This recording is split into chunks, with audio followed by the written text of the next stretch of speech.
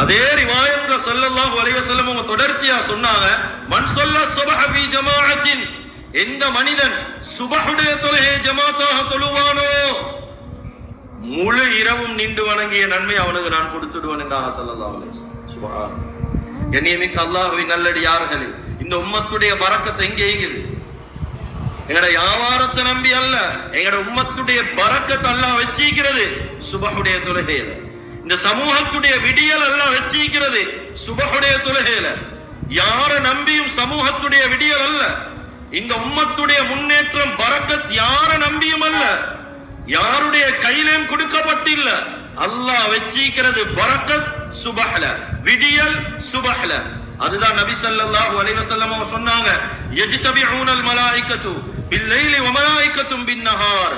சொன்னாங்க, பகலுடைய மலக்குமார்கள் இரவுடைய மலக்குமார்கள் எல்லாம் ஒன்று சேர்ந்து சங்கமிக்கிற ஒரு டைம் தான் சுபஹுடைய நேரம். அதனுடைய கருத்து என்ன?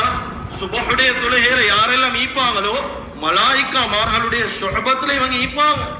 கண்ணியமிக்க அல்லாஹ்வின் நல்லடியார்களே, அருமையானவர்களே, அந்த மலக்குமார்கள் சாட்சியாக, மலக்குமார்களுடைய சாட்சிக்கும் சுபஹுடைய தொழுகையில. கண்ணியமிக்க அல்லாஹ்வின் நல்லடியார்களே, ஸல்லல்லாஹு அலைஹி வஸல்லம் சுபஹுடைய முன் சுன்னத்துக்கு மட்டும் ஒரு சிறப்பை வைக்கல்.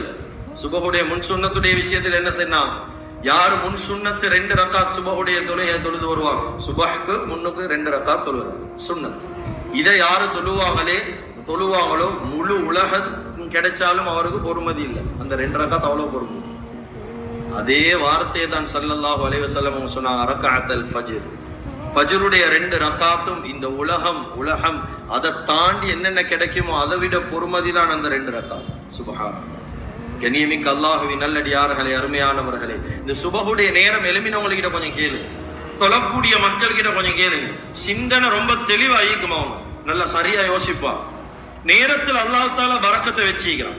இந்த நேரத்துல மன அமைதி ஒன்று கிடைக்கும், உள்ளத்துல பெரியோர் உற்சாகம் உண்டிக்கும். சுபஹ் தொழுந்தா பெரியோர் உற்சாகம், சோம்பரத்தனமிக்காத வாழ்க்கையில ஒரு நஷீத்தாக காணப்படுவார்.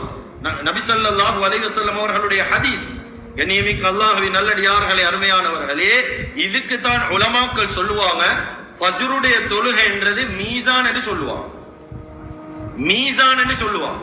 மீசான் என்று சொன்னா எல்லா விதமான கைறுகளுக்கும் நலவுகளுக்கும் ஃபஜ்ருடைய தொழுகை அந்த நாளுக்கு பொறுப்பா மாறி, அதுக்கு தான் மீசான் என்று சொல்றது. வாரத்துக்கு ஒரு மீசானிக்கு, வாரத்துடைய மீசான் ஜும்ஆவுடைய தொழுகை, வருடத்துடைய மீசான் ரமதானுடைய நோன்பு, முழு மனிதனுடைய ஆயுளுடைய மீசான் ஹஜ்ஜுடைய வணக்கம். அத போல ஒவ்வொரு நாளும் அந்த மனிதனுக்கு பொறுப்பாக இருக்கக்கூடிய மீசான் தான் அவன் வாழ்க்கையில தொழக்கூடிய சுபஹுடைய தொழுகை. கண்ணியமிக்க அல்லாஹ்வின் நல்லடியார்களே, அருமையானவர்களே, உம்மு குல்தும் ரலியல்லாஹு அன்ஹா இவங்க சொல்றாங்க, என் வாழ்க்கையில அதிகமான ஷஹீதுகளை கண்டிக்கிறேன், அவங்க சுபஹுடைய தொழுகை தான் வஃபாத் ஆகிக்கிறாங்க. அதிகமான ஷஹீதுகள் வஃபாத் ஆகிறது சுபஹுடைய தொழுகை. கண்ணியமிக்க அல்லாஹ்வின் நல்லடியார்களே, ஃபஜ்ருடைய நேரம் அது லேசான ஒரு நேரம் அல்ல. எங்களுக்கு எலும்பு ஏன் சிரமம் என்றா, ஷைத்தான் அலாதியாக விளையாடக்கூடிய ஒரு நேரம் அது. ஷைத்தான் நீக்கிறானே அலாதியாக மற்ற நேரத்தை விட அதிகமாக சொல்லக்கூடிய வார்த்தை என்ன தெரியுமா? இன்னும் உனக்கு இரவு நீண்டு கொண்டே போகட்டும், இன்னும் உனக்கு இரவு நீண்டு கொண்டே போகட்டும். ஐதான் எலுமினா சொல்லுவார், இன்னும் டைமிங் தான், இன்னும் இதுதான். சில டைம்ல இகாமத் சொல்லக்கூடிய நேரத்துல கூட நாங்க எழும்புவோம், நேரத்தோட எழும்பிடுவோம்.